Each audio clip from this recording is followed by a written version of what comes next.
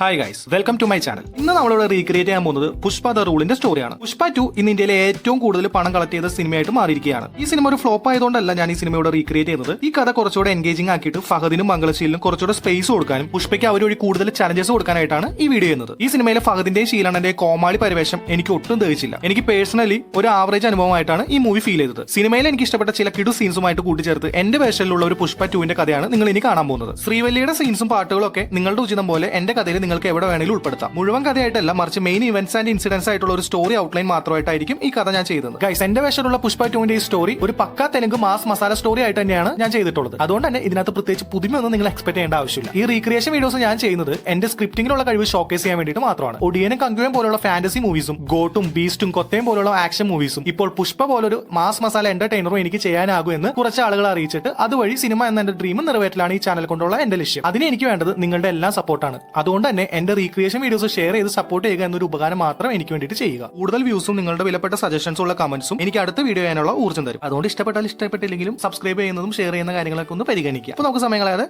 വീഡിയോയിലേക്ക് പോവാം.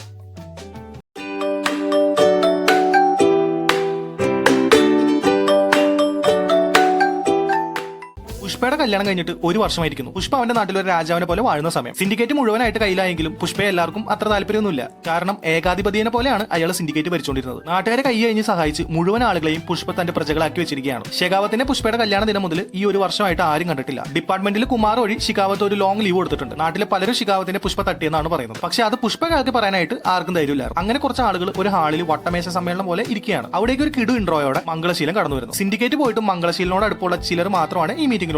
അവരാണെങ്കിൽ ഇപ്പൊ ചരക്കൊന്നും കടത്തൊന്നുമില്ല. മംഗളശീലൻ അവരോടായിട്ട് നമുക്കൊരു 200 ടൺ ചരക്കിന്റെ ഒരു ഓർഡർ വന്നിട്ടുണ്ട്, അത് നമ്മൾ കൊടുത്തു കഴിഞ്ഞാൽ പതിയെ പുഷ്പയെ എതിർക്കുന്നവർ നമുക്കും ചരക്കെന്ന് തുടങ്ങും. പിന്നീട് പതിയെ നമുക്ക് സിൻഡിക്കേറ്റും പിടിച്ചെടുക്കാന്ന് പറയുന്നു. അവരിൽ പലരും മംഗളശീലനോട് തിരിച്ച് നമുക്ക് അവന്റെ പാസ് ഇല്ലാതെ ഇപ്പൊ കാട്ടി പോലും കയറാൻ പറ്റില്ല, കാടിന് ചുറ്റും അവന്റെ ആളുകളുണ്ട്, കാട്ടിൽ ഓരോ മരവും അവന്റെ ആണെന്ന് പറയുന്നത്. അപ്പൊ തിരിച്ച് ശീലണ്ണൻ അവരോടായിട്ട് നമ്മൾ ഒരുമിച്ച് നിന്നാലേ ഇതിനൊരു അന്ത്യമുള്ളൂ എന്ന് പറയുന്നു. അങ്ങനെ എല്ലാവരും ഈ 200 ടൺ ചന്ദനത്തിന് വേണ്ടിയിട്ട് കാട്ടി കയറുന്നു. കൂടെ ഒരുപാട് ആളുകൾ ഉള്ളതിനാൽ പലരും പേടി മറന്നാണ് കാട്ടിലൂടെ ആ രാത്രി നടക്കുന്നത്. അങ്ങനെ ഒരു കാട്ടിനുള്ളിൽ ചന്ദനമരങ്ങൾ ഒരുപാടുള്ള ഒരു പോയിന്റിൽ എത്തിച്ചേരുന്നു. അവരൊന്ന് ടോർച്ചടിച്ച് നോക്കുമ്പോൾ എല്ലാ മരത്തിലും പുഷ്പയുടെ ബ്രാൻസിൽ. അത് കണ്ടിട്ട് അവർ ഞെട്ടുന്നു. അത് വെട്ടാനായിട്ട് അവർ പേടിച്ച് നിൽക്കുകയാണ്. ആ സമയം കൂട്ടത്തിൽ ഒരാൾ ധൈര്യത്തോടെ മരം വെട്ടാൻ തുനിയുമ്പോൾ ഇരുട്ടിൽ നിന്നും ഒരു മഴു കറങ്ങി വന്ന് ആ മരത്തിൽ തറഞ്ഞിരിക്കുന്നു. ആ മഴുവിന്റെ പിടിയിൽ പുഷ്പ എന്ന് കൊത്തിയിട്ടുണ്ട്. അത് കണ്ട് പേടിച്ച് അവിടുന്ന് എല്ലാവരും ഓടുന്നു. പിറ്റേന്ന് ശീലണ്ണ അതിരാവിലെ തന്റെ കാറിൽ ദാക്ഷ്യായണിയായിട്ട് ഗോഡൌണിലേക്ക് പോകുമ്പോൾ പുള്ളിയുടെ ലോറി പുള്ളിയുടെ ഗോഡൌണിൽ കിടപ്പുണ്ട്. ശീലണ്ണ സന്തോഷത്തോടെ ചന്ദനത്തടി കാണാനായിട്ട് ലോറിയുടെ പിന്നിൽ ചെന്ന് നോക്കുമ്പോൾ തലേന്ന് ചന്ദനം വെട്ടാൻ കയറിയ ആളുകൾ ഇടി കൊണ്ട് കിടക്കുകയാണ്. പുഷ്പ എല്ലാവരും തൂക്കിയെന്ന് മനസ്സിലായ അണ്ണൻ അരി കയറാൻ പോകുമ്പോൾ ലോറിയുടെ ഡ്രൈവർ സീറ്റിൽ ഒരു ചെറിയ ബോക്സ് ഇരിക്കുന്നു. ആ ബോക്സിന്റെ മുകളിൽ തന്നെ പുഷ്പ എന്ന് കൊത്തിയിട്ടുണ്ട്. ആ ബോക്സ് അവൻ തുറക്കുമ്പോൾ അതിലൊരു ചെറിയ ചന്ദനമരത്തിന്റെ കഷ്ണമാണ്. അത് കണ്ട് ദാശായണി അവനോട് പുച്ഛത്തോടെ, കണ്ടില്ലേ അവന്റെ അനുവാദം ഇല്ലാതെ ഒരു ചെറിയ കഷ്ണം തടി പോലും ആർക്കും എടുക്കാനാകില്ല എന്ന് അവൻ പറയുന്ന ദേഷ്യത്തിൽ പറഞ്ഞിട്ട് അവൾ കാറിലേക്ക് നടക്കുന്നു. കാറിൽ കയറുന്നതിന് മുന്നേ അവൾ ശീലനോടായിട്ട്, പുഷ്പയെ ഒറ്റയ്ക്ക് എതിർത്ത് നിൽക്കാൻ നിങ്ങളെ കൊണ്ടാവില്ല, അതിന് ശക്തിയും അധികാരമുള്ള ആരെങ്കിലും നമ്മളോടൊപ്പം വേണം, അല്ലാതെ അവനെ താഴ്ത്താനാവില്ലെന്ന് പറഞ്ഞിട്ട് അവൾ കാറിലേക്ക് കയറുന്നു. പിന്നീട് അവർ വന്ന കാർ അവിടെ നിന്ന് പോകുമ്പോൾ നിലത്ത് കിടന്ന് കത്തുന്ന പുഷ്പ കൊടുത്ത ആ ബോക്സ് കാണിക്കുന്നു. ആ ബോക്സിലെ പുഷ്പ എന്ന് എഴുത്ത് കാണിക്കുമ്പോൾ അവിടെ നമ്മൾ ടൈറ്റിൽ കാണിക്കുന്നു.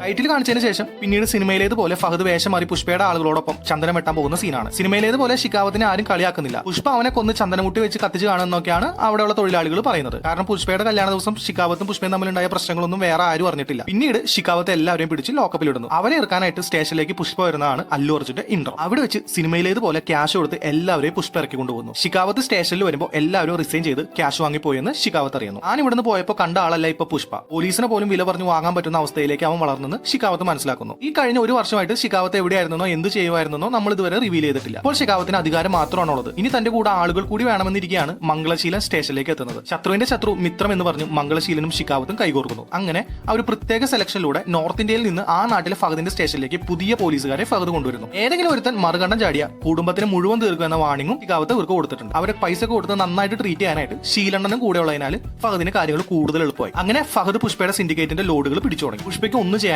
കാരണം ഫഹദിനെ കൈവച്ച പുഷ്പ കൊടുക്കും. Because he is a police officer. പുഷ്പയോട് സിൻഡിക്കേറ്റ് മെമ്പേഴ്സ് ഒക്കെ വന്നിട്ട് ഫഹദ് ലോഡ് പിടിക്കുന്നതിനെതിരെ വന്നിട്ട് പരാതിയൊക്കെ പറഞ്ഞു തുടങ്ങി. അങ്ങനെ MP ശിവരാമൻ വഴി പുഷ്പയും ഫഹദും കൂടെ ഒരു കൂടിക്കാഴ്ച നടത്തി. ചോദിക്കുന്ന പൈസ ഫഹദിന് കൊടുക്കാമെന്ന് പുഷ്പയും MP പറഞ്ഞെങ്കിലും ഫഹദ് അതിന് സമ്മതിച്ചില്ല. നീ വെറും MP ആയിട്ടല്ലേ ചങ്ങാത്തം, അതിനേക്കാൾ പവർ എനിക്കുണ്ട്. ഈ നാട്ടിലെ CM-ന്റെ ആളാണ് ഞാൻ. നിന്നെ തിരിച്ച് കൂലിയാക്കലാണ് എന്റെ ലക്ഷ്യം. നിന്റെ 200 ടൺ തടി ഇപ്പോൾ എന്റെ കയ്യിലുണ്ട്, അത് ഇനി നിനക്ക് കിട്ടാനും പോകുന്നില്ല എന്നൊക്കെ പറഞ്ഞിട്ട് ഫഹദ് പുഷ്പനെ എംപിനെ അപമാനിച്ചു വിടുന്നു. പക്ഷേ ഇറങ്ങുന്നതിന് മുന്നേ ഫഹദിനോട് പുഷ്പ ഒരു ഡയലോഗ് അടിക്കുന്നു, എനിക്ക് കിട്ടാനുള്ളത് കാലണയോ അരയണയോ ആണെങ്കിലും അത് കിട്ടാൻ വേണ്ടി 7 കടലും 7 മലയും കടക്കേണ്ടി വന്നാലും അത് ഞാൻ വാങ്ങിയിരിക്കും എന്ന് പറഞ്ഞിട്ട് പുഷ്പ അവിടെ നിന്ന് പോകുന്നു. പിന്നീട് എം പി പുഷ്പയുടെ വീട്ടിൽ വെച്ച് പുഷ്പയോട് ഞാനൊരു എം പി ആയി പോയി, എനിക്ക് ചെയ്യാൻ പറ്റുന്നതിൽ ഒരു ലിമിറ്റ് ഉണ്ട്. ഇവിടെ ഭരിക്കുന്നത് CM ആണെങ്കിലും അയാളുടെ പിന്നിൽ ഈ പാർട്ടി ലീഡറായ പ്രതാപ് റെഡ്ഡിയും അയാളുടെ മൂത്ത മകൻ രാമറെഡ്ഡിയുമാണ്. നമ്മുടെ സൈഡിൽ പവർ ഇല്ലാതെ പോയി, ആ പവർ വെച്ചല്ലേ ശിഖാവത്ത് ഇപ്പൊ കളിക്കുന്നതെന്ന് ശിവരാമൻ പുഷ്പനോട് ഇങ്ങനെ പറയുന്നു. അത് കേട്ട പുഷ്പ എം പിയോട് നമുക്ക് പവർ വരും, അടുത്ത ഇലക്ഷനിൽ നിങ്ങളായിരിക്കും CM എന്ന് പറയുന്നു. അങ്ങനെ സിനിമയിലേതുപോലെ പ്രതാപ് റെഡ്ഡിയുടെ അനിയന് സോഫ നിറച്ച് ക്യാഷ് പുഷ്പ കൊണ്ടേ കൊടുക്കുന്നു. അതുപോലെ തന്നെ ശിവരാമൻ ചെന്ന് പ്രതാപ് റെഡ്ഡിക്കും ക്യാഷ് കൊടുത്തിട്ട് അടുത്ത ഇലക്ഷനിൽ CM ആക്കണമെന്ന് പറയുന്നു. ഇതേ സമയം ശിഖാവത്ത് പുഷ്പയുടെ സിൻഡിക്കേറ്റ് മെമ്പേഴ്സിൽ നിന്ന് പിടിച്ച 200 ടൺ ലോഡ് ശീലണ്ണനോട് കടത്താൻ പറയുന്നു. അങ്ങനെ ശീലണ്ണൻ അത് കടത്താനായിട്ടുള്ള പരിപാടികൾ നോക്കുന്നു. ശീലണ്ണൻ പുഷ്പയുടെ ഈ ചരക്ക് കടത്തുന്ന കാര്യം പുഷ്പ പിന്നീട് അറിയുന്നു. ഫഹദിന്റെ ജൂറിഡിക്ഷനിൽ വെച്ച് തങ്ങൾക്ക് ഒന്നും ചെയ്യാൻ പറ്റില്ലെന്ന് അറിയാവുന്ന പുഷ്പ ലോഡ് ജൂറിഡിക്ഷൻ കഴിയാൻ വേണ്ടി വെയിറ്റ് ചെയ്യുന്നു. അങ്ങനെ ചരക്ക് ശീലണ്ണൻ ഗുജറാത്തിലെ ഒരു പോർട്ടിലേക്ക് കടത്തുന്നു. ഈ 200 ടൺ ചരക്ക്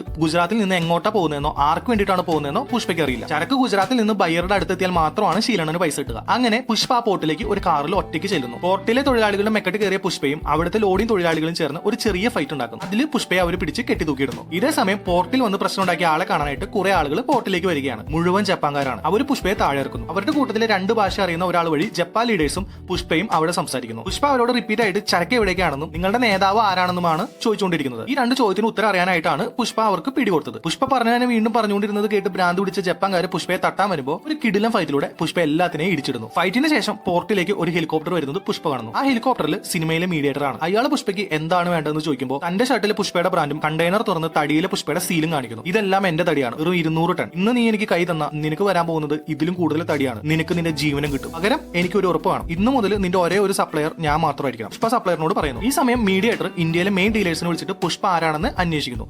അവരുടെ ഉത്തരങ്ങളിലൂടെ പുഷ്പ ആരാണെന്ന് മീഡിയേറ്റർക്ക് മനസ്സിലാവും. മീഡിയേറ്ററിന്റെ main market Japan, China and Europe ആണെന്ന് അയാൾ പുഷ്പനോട് പിന്നീടുള്ള മീറ്റിംഗിൽ പറയുന്നു. അങ്ങനെ പുഷ്പ അവനുമായിട്ട് ഒരു ഡീലെത്തുന്നു. എന്നിട്ട് കേശവനെയും പ്രതാപ് റെഡ്ഡിയെയും വിളിച്ചിട്ട് ഗുജറാത്തിലെ പോർട്ടിൽ നിന്ന് 200 ടൺ ലോഡ് പുഷ്പ തന്റെ ഗോഡൌണിലേക്ക് കടത്തുന്നു. പിന്നീട് ഇതറിഞ്ഞ ഫഹദ് വന്ന് പുഷ്പയുടെ ഗോഡൌൺ ഒക്കെ ചെക്ക് ചെയ്തെങ്കിലും ഒരു കഷ്ണം തടി പോലും പിടിക്കാനായിട്ട് ഫഹദിനായില്ല. ശീലണ്ണ ഫഹദിനോട് പുഷ്പയെ തട്ടാൻ പറഞ്ഞെങ്കിലും ശിഖാവത്ത് അതിന് സമ്മതിച്ചില്ല. അവനെ കൊല്ലാനാണെങ്കിൽ എനിക്കത് നേരത്തെ ആവായിരുന്നു. എനിക്ക് വേണ്ടത് അവൻ വീണ്ടും കൂലിയായിട്ട് കാട്ടി പോകുന്നതാണ്. അവനെ ഞാൻ തിരിച്ച് കൂലിയാക്കുമെന്ന് ഫഹദ് ശീലണ്ണനോട് പറയുന്നു. ഇതിനിടയിലൂടെ പുഷ്പ മീഡിയേറ്റർക്ക് വേണ്ടിയുള്ള തടി ശേഖരിക്കാൻ തുടങ്ങി. ആടിനുള്ളിൽ ആരും അറിയാത്തൊരിടത്താണ് അവൻ തടികൾ ശേഖരിക്കുന്നത്. അങ്ങോട്ടേക്ക് അനുവാദമില്ലാതെ ആര് വന്നാലും എല്ലാവരെയും തട്ടാനായിട്ട് പുഷ്പയുടെ ആളുകൾ 24/7 അവിടെയുണ്ട്. ഈ സമയം തന്നെ പ്രതാപ് റെഡ്ഡിയുടെ സഹായത്തോടെ ശിവരാമൻ ആ നാട്ടിലെ CM ആയി തീരുന്നു. ഇത്രയും നാൾ ആരും അറിയാതെ ചരക്ക് കടത്തിയിരുന്ന പുഷ്പയുടെ സൈഡിൽ പവർ കൂടി വന്നപ്പോൾ പുഷ്പ ശീലനേക്കായും ശിഖാവത്തിനേക്കായും വലിയ ശക്തിയായിട്ട് മാറി. പുഷ്പ വീണ്ടും തന്റെ പഴയ പ്രതാപത്തിലേക്ക് എത്തി. പുഷ്പയോട് ശിവരാമൻ ഫഹദിനെ തട്ടാമെന്നും അല്ലെങ്കിൽ സ്ഥലം മാറ്റാമെന്നൊക്കെ പറയുമ്പോൾ പുഷ്പ അതിന് സമ്മതിക്കുന്നില്ല. അവർ കയ്യിൽ വന്നാൽ എന്താ ഉണ്ടാവുക എന്ന് ഞാൻ ഇനി അവനെ പഠിപ്പിക്കാം. ഒരാളുടെ മുന്നിൽ ഇനി പുഷ്പ താഴത്തിലിടാ എന്ന് പറഞ്ഞിട്ട് നമ്മളിവിടെ ഇന്റർവ്യൂവിൽ പ്ലേസ് ചെയ്യുന്നു. ശിവരാമൻ CM ആയതിനു ശേഷം ആദ്യമായിട്ട് ഒരു സിൻഡിക്കേറ്റ് മീറ്റിംഗ് വിളിക്കുകയാണ്. പുഷ്പയും ശീലനും ഉൾപ്പെടെ എല്ലാ മെമ്പേഴ്സും ഈ മീറ്റിംഗിലുണ്ട്. ശീലന്റെ ഒപ്പമുള്ളവരെയും പുഷ്പയുടെ ഒപ്പമുള്ളവരെയും തിരിച്ചിരുത്തിയിട്ടാണ് മീറ്റിംഗ്. ഇനി മുതൽ സിൻഡിക്കേറ്റ് തമ്മിൽ പ്രശ്നം ഉണ്ടാക്കരുത്, സിൻഡിക്കേറ്റ് പുഷ്പ കൊണ്ടോട്ടെ എന്ന് പറയുമ്പോൾ അത് ആരും സമ്മതിക്കുന്നില്ല. പിന്നീട് ഈ സിൻഡിക്കേറ്റ് ഒരു തീരുമാനത്തിലെത്തി 2 ഗ്രൂപ്പായിട്ട് തടി കടത്താം. പക്ഷെ ഒരു ഗ്രൂപ്പ് കൊടുക്കുന്ന ബയ്യർക്ക് മറ്റേ ഗ്രൂപ്പ് കൊടുക്കരുത്. ഈക്വൽ ആയിട്ട് മരം വെട്ടാനായിട്ട് കാർഡും 2 ഗ്രൂപ്പിന് വിഭജിച്ചു കൊടുക്കും. അത് തൽക്കാലം 2 ടീമും സമ്മതിക്കുന്നു. അങ്ങനെ 2 ഗ്രൂപ്പും തടി കടത്തി തുടങ്ങുന്നു. ശീലന് ഇത് ഓക്കെ ആയിരുന്നെങ്കിലും ശിഖാവത്തിന് അത് ഓക്കെ അല്ലായിരുന്നു. ഇതുവഴി പുഷ്പ വീണ്ടും വളരുകയുള്ളൂ എന്ന് അവൻ അറിയാമായിരുന്നു. പക്ഷെ ശീലണ്ണം പറഞ്ഞതുകൊണ്ട് തൽക്കാലം ശിഖാവത്ത് എതിരൊന്നും ചെയ്തില്ല. ഇതിനിടയിൽ ശിവരാമനെ മന്ത്രിയാക്കിയതിന്റെ പ്രതിഫലമായിട്ട് പ്രതാപിന്റെ ഇളയ മകൻ ബുഗാ റെഡ്ഡിയെ പുഷ്പയുടെ ഒപ്പം ചേർക്കണമെന്ന് അയാൾ ശിവരാമനോട് പറയുന്നു. അങ്ങനെ ബുഗാ റെഡ്ഡി പുഷ്പയുടെ ഗ്യാങ്ങിൽ കയറുന്നു. ബുഗാ റെഡ്ഡി ആണെങ്കിൽ നല്ല വെട്ടക്ക് സാധനമാണ്. പെണ്ണ്, പണം, മയക്കുമരുന്നൊക്കെയാണ് ഇവന്റെ വീക്ക്നെസ്. കേശവന് ഈ ബുഗാ റെഡ്ഡിയെ അത്ര ഇഷ്ടമല്ല. കേശവന്റെ സ്ഥാനം പതിയെ തട്ടിയെടുത്ത് മെയിൻ ആവാൻ നോക്കലാണ് ബുഗാ റെഡ്ഡിയുടെ മെയിൻ പരിപാടി. പക്ഷെ പുഷ്പയ്ക്കാണെങ്കിൽ ഇവനെ പുറത്താക്കാനും വയ്യ. കാരണം പ്രതാപ് റെഡ്ഡിയെ കൊണ്ട് ഇനി ആവശ്യങ്ങളുള്ളതാണ്. CM മാറി പുഷ്പ പ്രതാപിന്റെ ആളുമായതോടെ ശിഖാവത്ത് കുറച്ചു ഒതുങ്ങി. ചന്ദനകടത്തലൊക്കെ നന്നായി നടക്കുന്നതിനാൽ ശീലണ്ണന് ഹാപ്പിയാണ്. എന്നാൽ പുഷ്പയെ കൊല്ലാനായിട്ട് ദാശായണി ശീലണ്ണന് എപ്പോഴും പിരികേറ്റിക്കൊണ്ടേയിരുന്നു. അങ്ങനെ ചിറ്റൂരിൽ ഉത്സവം നടക്കുന്നു. ചിറ്റൂരിൽ ഉത്സവം കൂടാനായിട്ട് ബുഗാ റെഡ്ഡിയുടെ കുറച്ച് ഫ്രണ്ട്സും എത്തിയിരുന്നു. ബുഗാ റെഡ്ഡി ചിറ്റൂരിലെ മെയിൻ ആളാണെന്നൊക്കെ പറഞ്ഞ് കൂട്ടുകാരുടെ മുന്നിൽ ആളായിട്ട് നിന്നു. ഈ സമയം പുഷ്പയും ശ്രീവലിയും ആ ഉത്സവത്തിന് വന്നു. ഗർഭിണിയായ ശ്രീവലിക്കും കുട്ടിക്കും വേണ്ടിയിട്ട് വഴിപാട് പോലെ പുഷ്പ സ്ത്രീവേഷം കെട്ടി ഉത്സവം പൊടി പൊടിക്കുകയാണ്. അപ്പോൾ ഈ ബുഗാ റെഡ്ഡിയുടെ ഫ്രണ്ട്സ് പെണ്ണുങ്ങളെ ശല്യപ്പെടുത്തിയും കമന്റൊക്കെ അടിച്ച് നടക്കുകയാണ്. അവർക്ക് പുഷ്പ ആരാണെന്നോ എന്താണെന്നോ അറിയില്ല. കാരണം ഇവർ വേറെ നാട്ടിൽ നിന്ന് വന്നതാണ്. ബുഗാ റെഡ്ഡി പറഞ്ഞതനുസരിച്ച് അവനാണ് ഈ നാട്ടിലെ മെയിൻ എന്നാണ് ഫ്രണ്ട്സിന്റെ വിചാരം. പിന്നീട് മുല്ലേരി മോഹന്റെ മകൾ, അതായത് പുഷ്പയുടെ അനിയത്തിയോട് ഇവർ മോശമായിട്ട് പെരുമാറുമ്പോൾ അത് കേശവൻ ചോദിക്കാൻ വരുന്നു. ആ ഫ്രണ്ട്സും കേശവനും തമ്മിൽ ഒന്നും നള്ളു വന്നു. പുഷ്പയുടെ ഗ്യാങ്ങിലെ വളരെ കുറച്ച് പേര് മാത്രമേ ആ അമ്പലത്തിൽ ഉണ്ടായിരുന്നുള്ളൂ. ബാക്കിയുള്ളവരൊക്കെ 2000 ടൺ തടി കടത്തുന്നതിന് പിന്നാലെയായിരുന്നു. എന്റെ ഫ്രണ്ട്സിന്റെ മെക്കെട്ട് കയറുന്ന കേശവനെ കണ്ട ബുഗാ റെഡ്ഡി അവനെ ചവിട്ടുന്നു. പിന്നീട് നമ്മൾ അവിടെ കാണിക്കുന്നത് പുഷ്പയുടെ സംഹാര താണ്ഡവമാണ്. ബുഗാ റെഡ്ഡി ഉൾപ്പെടെ പുഷ്പ അവിടെ ഇട്ട് ചവിട്ടി കൂട്ടും. അടിയെല്ലാം കഴിയുമ്പോൾ മുല്ലേരി മോഹൻ വന്ന് പുഷ്പ ഉത്സവം അലമ്പാക്കി എന്നൊക്കെ പറഞ്ഞിട്ട് അവനെ അപമാനിക്കും. എല്ലാം എനിക്ക് വേണ്ടിയാണെന്ന് മകള് പറഞ്ഞിട്ടും മുല്ലേരി മോഹൻ വീണ്ടും അത് തുടർന്നു. അങ്ങനെ പുഷ്പയും ഫാമിലിയും അമ്പലം ഇട്ടിറങ്ങുമ്പോൾ അവിടെയുള്ള ഓരോ ആളും പുഷ്പയുടെ കൂടെ അമ്പലം ഇട്ടിറങ്ങും. അവരെല്ലാവരും കൂടെ അമ്പലത്തിന് പുറത്തുള്ള ഒരു ഗ്രൗണ്ടിൽ പാട്ടും കൂത്തുമായിട്ട് ആ ഉത്സവം അവിടെ ആഘോഷിക്കും. ഈ പാട്ടിനിടയിൽ അമ്പലത്തിൽ വെച്ച് മുല്ലേരി മോഹൻ ആളുകളൊക്കെ കൂടെ ബുഗാ റെഡ്ഡിയെയും ഫ്രണ്ട്സിനെയും ആദ്യം മൊട്ടയടിപ്പിച്ചിട്ട് കഴുതപ്പുറത്ത് കയറ്റിയിട്ട് അപമാനിക്കും. അങ്ങനെ പുഷ്പനോട് മുല്ലേരി മോഹനോട് അവനോട് തീർത്താ തീരാത്ത പകയും. അവന്റെ ഫ്രണ്ട്സിന് മുന്നിൽ തല പൊക്കാനാകാതെ അവൻ നാണകിടും. പുഷ്പയുടെ ഗ്യാങ്ങിൽ നിന്ന് ബുഗാറെഡ്ഡിനെ പുറത്താക്കും. അങ്ങനെ ഈ സംഭവത്തിന്റെ വിഷമത്തിൽ ഒറ്റയ്ക്ക് ഇരുന്ന് വെള്ളം അടിച്ചുകൊണ്ടിരുന്ന ബുഗാറെഡ്ഡിയുടെ അടുത്തേക്ക് ഷെഖാവത്ത് ചെല്ലുന്നു. പുഷ്പയെ കൂലിയാക്കാനായിട്ട് ഷിക്കാവത്തിന്റെ ഒപ്പം നിൽക്കാനായിട്ട് ഷിക്കാവത്ത് ബുഗാറെഡ്ഡിനോട് പറയുന്നു, പുഷ്പയെ തീർക്കാനായിട്ട് നിന്നെ കൊണ്ട് എന്തായാലും ആവില്ല, പക്ഷെ നിന്റെ അപ്പം പ്രതാപ് റെഡ്ഡിനെ കൊണ്ടും ചേട്ടനെ കൊണ്ടും ആകുമെന്ന് ബുഗാറെഡ്ഡിനോട് ഷിക്കാവത്ത് പറയുന്നു. അപ്പോൾ ഞാനൊന്നും ചെയ്യേണ്ടേ എന്ന് ബുഗാറെഡ്ഡി തിരിച്ചു ചോദിക്കുമ്പോൾ വേണ്ട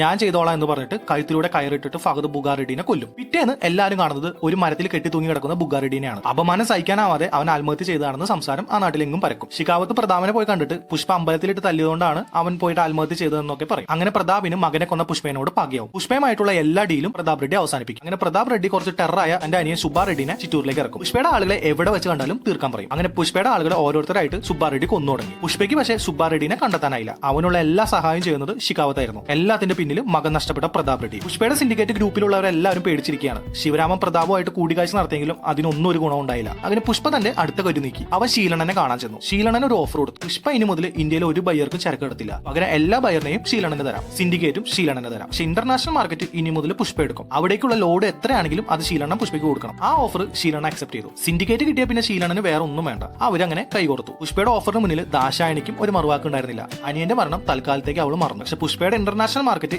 ഇന്ത്യൻ മാർക്കറ്റിന് 4 ഇരട്ടി ഉണ്ടെന്ന് ശീലണ്ണൻ അറിയില്ലായിരുന്നു. അങ്ങനെ സിൻഡിക്കേറ്റ് ഒന്നായി. ശീലണ്ണൻ വീണ്ടും തലപ്പത്ത് വന്നു. തന്നെ ചതിച്ച ശീലണ്ണനോട് ഷിക്കാവത്തിന് പകയായി. അങ്ങനെ ഒരു രാത്രിയിൽ ഷിക്കാവത്തിന്റെ ആളുകൾ ശീലണ്ണനെ തീർക്കാനായിട്ട് ഇറങ്ങി. ശീലണ്ണൻ ഒരു കാറിൽ പോയിക്കൊണ്ടിരിക്കുകയാണ്. അപ്പോൾ അതാ കാറിന് ചുറ്റും കത്തിയും മഴവുമായിട്ട് ഷിക്കാവത്തിന്റെ കുറച്ച് ആളുകൾ വന്നു നിൽക്കും. ഒരു ശീലണ്ണന് നേരെ അവനെ കൊല്ലാനായിട്ട് വരുമ്പോൾ കാറിന്റെ പിൻ ഡോറിൽ നിന്നും ഒരു ഡബിൾ ബാരൽ ഗണ്ണുമായിട്ട് പുഷ്പ ഇറങ്ങി വരികയാണ്. പുഷ്പയെ കണ്ടതും അവന്മാരെല്ലാം അവിടെ നിന്ന് പേടിച്ചോടുന്നു. അങ്ങനെ ആ പ്രശ്നം തീർന്നു. ഷിക്കാവത്ത് കളിക്കുന്നത് അവന്റെ യൂണിഫോം വെച്ചല്ലേ, അത് നമുക്ക് അങ്ങ് എടുക്കാമെന്ന് പുഷ്പ മംഗളശീലനോട് പറയുന്നു. പിന്നീട് ശീലണ്ണനും പുഷ്പയും കൂടെ 2000 ടൺ മരം ഇന്ന് കടത്താൻ പോവാണ്, ധൈര്യം ഉണ്ടെങ്കിൽ പിടിക്കാൻ പറഞ്ഞിട്ട് ഷിക്കാവത്തിനെ വെല്ലുവിളിക്കുന്നു. ഷിക്കാവത്ത് അങ്ങനെ പുഷ്പയുടെ ഒരു ലോഡ് പിടിക്കും, ഒരൊറ്റ ലോഡ്. ആ ലോഡുമായിട്ട് ഷിക്കാവത്ത് പോകുമ്പോൾ പോലീസുകാരും പത്രക്കാരും എല്ലാം വന്നിട്ട് ഷിക്കാവത്തിനെ പിടിക്കും. ആ ലോഡ് ഷിക്കാവത്തിന്റെ ആണെന്ന് വരുത്തി തീർക്കും. ഷിക്കാവത്തിന്റെ ഫ്രണ്ട് കുമാർ തന്നെ ഷിക്കാവത്തിന്റെ കയ്യിൽ വിലങ്ങ് വയ്ക്കും. അങ്ങനെ ചന്ദനം കടത്തി എന്ന പേരിൽ ഷിക്കാവത്ത് 3 മാസം സസ്പെൻഷനിലാവും. പിന്നീട് ഷിക്കാവത്തിന്റെ കയ്യിൽ നിന്ന് പിടിച്ച ചന്ദനം പോലീസ് സ്റ്റേഷനിൽ നിന്ന് ഞങ്ങൾ എടുത്തു, പകരം ഫേക്ക് തടി കയറ്റിയെന്ന് പുഷ്പ ഫഹദിനെ കണ്ടു പറയുന്നു. ഇന്നലെ ഒരൊറ്റ രാത്രി കൊണ്ട് 500 കോടിയുടെ ബിസിനസ്സും നിന്റെ യൂണിഫോമും ഞാൻ കളഞ്ഞില്ല എന്ന് പുഷ്പ പറഞ്ഞിട്ട് താഴത്തിലട എന്ന് പറഞ്ഞിട്ട് അവിടെ നിന്ന് പോകും. പിന്നീട് രാവിലെ മുല്ലേരി മോഹന്റെ വൈഫ് കരഞ്ഞുകൊണ്ട് വന്ന് മകളെയും മോഹനെയും ആരോ തട്ടിക്കൊണ്ടുപോയി അവരെ രക്ഷിക്കണമെന്ന് പുഷ്പേനോട് പറയുന്നു. അവർ ആവശ്യപ്പെടുന്നത് നിന്നോട് ഒറ്റയ്ക്ക് ചെല്ലാനാണെന്നും പുഷ്പേനോട് പറയുന്നു. ആ സമയം അതിന് പിന്നിൽ പ്രതാപിന്റെ അനിയൻ സുബ്ബാ റെഡ്ഡിയും മരിച്ചുപോയ ബുഗ്ഗാ റെഡ്ഡിയുടെ ഫ്രണ്ട്സുമാണെന്ന് പുഷ്പ തിരിച്ചറിയുന്നു. അവർ പറയുന്നിടത്തേക്ക് അങ്ങനെ പുഷ്പ ഒറ്റയ്ക്ക് ചെല്ലുന്നു. പുഷ്പ അവിടെ എത്തുമ്പോൾ മുല്ലേരി മോഹൻ ആ സ്ഥലത്ത് ഒരു അണ്ടർവെയർ മാത്രം ഇട്ട് നിൽക്കുകയാണ്. പുഷ്പയുടെ പെങ്ങളുടെ കരച്ചിൽ അവന് ദൂരെ നിന്നും കേൾക്കാം. പുഷ്പയെ കൊല്ലുന്നതിന് മുന്നേ അവർക്ക് അവനെ ഒരു പെണ്ണായിട്ട് കാണണമെന്ന് പറഞ്ഞിട്ട് അവനെ കൊണ്ട് സാരി ഉടിപ്പിക്കുന്നു. പിന്നീട് അവന്റെ മുന്നിലിട്ട് മോഹന്റെ പാതി മുടി പഠിക്കുന്നു. പിന്നീട് പുഷ്പയെ കെട്ടിയിട്ട് തല്ലി അവന്റെ മുന്നിലിട്ട് പെങ്ങളെ ഉപദ്രവിക്കുമ്പോൾ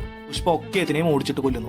റപ്പ എന്ന് പറഞ്ഞ് ഓരോന്നിനെ അരിഞ്ഞു തീർക്കുന്നു. അങ്ങനെ പുഷ്പ അവരെ രക്ഷിക്കുന്നു. എന്റെ അനിയൻ സുബ്ബാ റെഡ്ഡിയെ കൂടെ പുഷ്പ കൊന്നതറിഞ്ഞോടെ പ്രതാപ് റെഡ്ഡിക്ക് പുഷ്പയുടെ കുടുംബത്തിന് മുഴുവൻ തീർക്കണമെന്ന പക മനസ്സിൽ കുമിഞ്ഞു. പിന്നീട് മുല്ലേരി മോഹനും പുഷ്പയും ഒന്നാകുന്നു. അങ്ങനെ പെങ്ങളുടെ കല്യാണ നാളിൽ ആ നാട് മുഴുവൻ പങ്കെടുക്കുന്നു. ശീലണനും സിൻഡിക്കേറ്റ് മെമ്പേഴ്സും എല്ലാവരും ഉണ്ട്. ഇനിയുള്ള സീൻസ് പാരലൽ ആയിട്ടാണ് നമ്മൾ കാണിക്കുന്നത്. ഈ സമയം പുഷ്പയുടെ ചുറ്റൂരിലുള്ള ഒരു ചെറിയ ഗോഡൌണിലേക്ക് ഷിക്കാവത്ത് എത്തി അവിടെ ഉണ്ടായിരുന്ന എല്ലാവരെയും കൊന്നിട്ട് ഫഹദ് ആ ഗോഡൌൺ കത്തിക്കുന്നു. ഈ സമയം തന്നെ പ്രതാപ് അനിയന്റെയും മകന്റെയും ഫോട്ടോയ്ക്ക് മുമ്പിലിരിക്കുമ്പോൾ പുള്ളിയുടെ ഒരു ചിങ്കിടി വന്നിട്ട് പ്രതാപ് റെഡ്ഡിയോട് അങ്ങയുടെ മൂത്ത മകൻ രാമ റെഡ്ഡി എല്ലാം അറിഞ്ഞു, അവനെ ഷിക്കാവത്താണ് എല്ലാം അറിയിച്ചത്, അവൻ ചിറ്റൂരിലേക്ക് പോയിട്ടുണ്ട് എന്ന് പറയുന്നു. ഇത് കേട്ട് പ്രതാപ് റെഡ്ഡി പേടിക്കുന്നു. ഈ സമയം കത്തുന്ന ഗോഡൌൺ നോക്കി നിൽക്കുന്ന ഫഹദിനടുത്തേക്ക് ഒരുപാട് കാറുകൾ നിരനിരയായിട്ട് വരുന്നു. ഇതേ സമയം തന്നെ കല്യാണ പന്തലിൽ പുഷ്പയും ഫാമിലിയും സന്തോഷത്തോടെ ഫോട്ടോ എടുക്കുന്നത് കാണിക്കുന്നു. അപ്പോൾ പ്രതാപ് റെഡ്ഡി വീണ്ടും തന്റെ ചിങ്കിടിനോട് രാമൻ അവിടെ എത്തിയെങ്കിൽ അച്ഛനായ ഞാൻ പറഞ്ഞാൽ പോലും അവൻ നിൽക്കില്ല, ഷിക്കാവത്തിന് എങ്ങനെ രാമനെ അറിയാമെന്ന് പ്രതാപ് ചിങ്കിടിനോട് ചോദിക്കും. ഈ സമയം നിരനിരയായിട്ട് തന്റെ നേർക്ക് വരുന്ന കാറുകൾ കണ്ടിട്ട് പകുതി ചിരിക്കുന്നു. അപ്പോൾ പ്രതാപിനോട് ചിങ്കിടി കഴിഞ്ഞ 1 വർഷം ഷിക്കാവത്ത് ലീവിലായിരുന്നു, ആ സമയം അവൻ ദുബായിലായിരുന്നു, രാമനും അവിടെയായിരുന്നു, അവർ തമ്മിൽ എന്താണ് ഡീലിംഗ്സ് എന്ന് അറിയാനായിട്ട് നമുക്ക് സാധിച്ചിട്ടില്ല. അപ്പോൾ പ്രതാപ് റെഡ്ഡി ചിങ്കിടിനോട് ഷിക്കാവത്ത് തെറ്റ് ചെയ്തു, അവൻ ഒരിക്കലും ചിറ്റൂർക്ക് വരുത്താൻ പാടില്ലായിരുന്നു, മതമിളകി ആനയുടെ മുന്നിലുള്ളത് പാപ്പാനാണോ ഉടമയാണോ എന്ന്